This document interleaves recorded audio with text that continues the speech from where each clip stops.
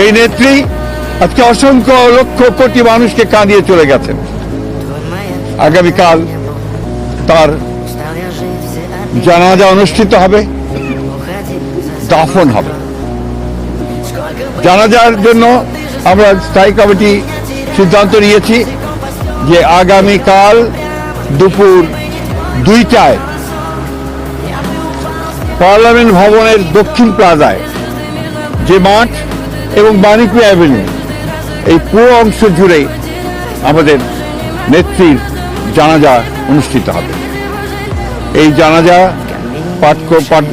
পড়াবেন আমাদের জাতীয় মসজিদের খতিব অর্থাৎ বাইতুল মুকাররমের খতিব।